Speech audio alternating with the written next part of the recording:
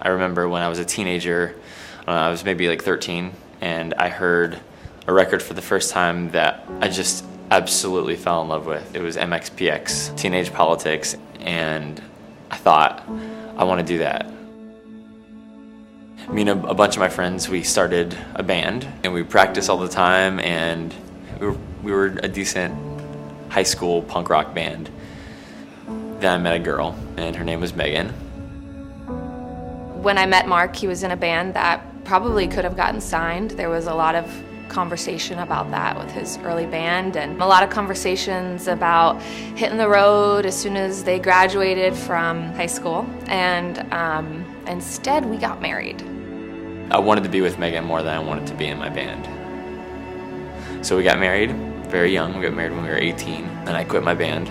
Sometime after we had been married for a while, maybe 5 years, we really could see a lot of issues springing up from us getting married young, and also from him giving up that passion and that calling inside of him for music. I really missed playing music when I wasn't playing music, and so I had this belief. I thought, I missed it so much that I must be made for this. I must be made to make music. There's no way that I could want something so bad and not be like who I am. So he restarted a band, another band, and this band he went into with complete abandon.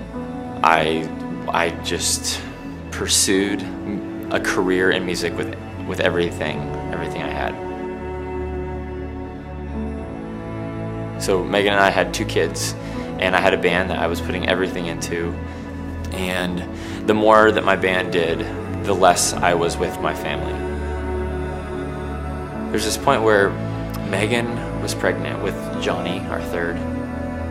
She knew how badly I wanted to make this career happen, and her being pregnant again was not convenient.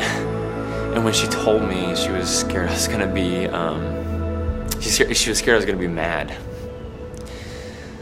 And I was so bummed that she was scared of that, so. It's really hard to be a family if you're never together. And we were apart more than we were together. Why do you love your daddy, Marky? I love him because he said when he comes back, he's gonna take me to the Green Lantern movie. Every time I got something that I set out to get, it was super exciting at first, but you know, like the day it happens, you're pumped, and then 2 days later, it's like, well, okay, what's next? I don't know what I expected actually, but I didn't expect that. I wanted to feel happy. I wanted to be like content, and I believe that you could be content.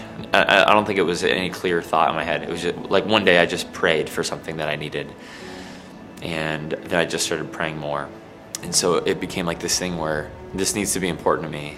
God needs to be important to me, I think.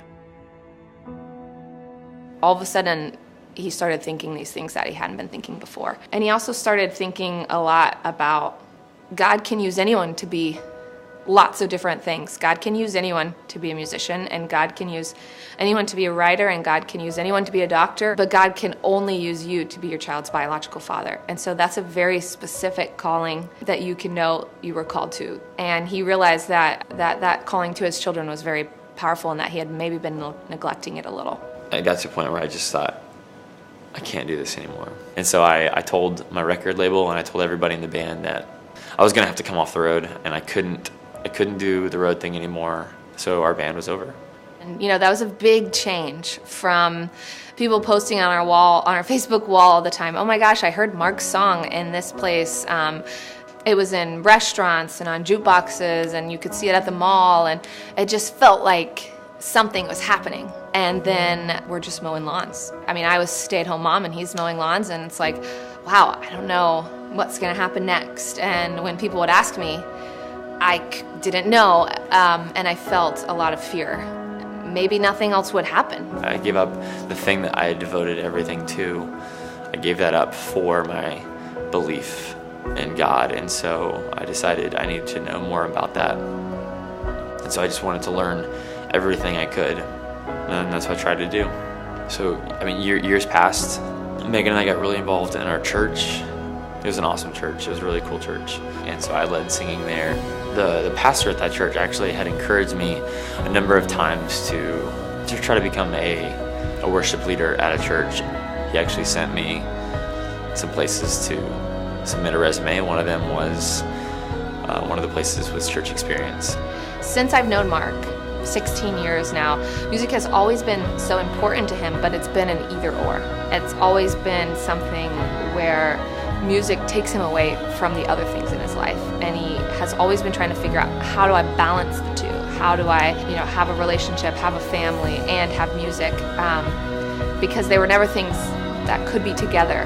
And this is a situation where he can be a musician and be true to who he is. A musician and be a family guy. And he doesn't have to hide it. So it's such an amazing situation. The first time he came and sang at Church Experience, he sang the song Resurrecting. And that's exactly the theme of this story. The resurrecting king is resurrecting me. And I think God does that in so many ways. He resurrects us spiritually. He also resurrects our dreams when we're willing to lay them at his feet and say, I don't know how to get this the right way. I don't know how to get this in a way that doesn't destroy me. And when you're really willing to give it up, it seems like sometimes he gives it back to you better. And that's what it feels like happened with Mark's music career.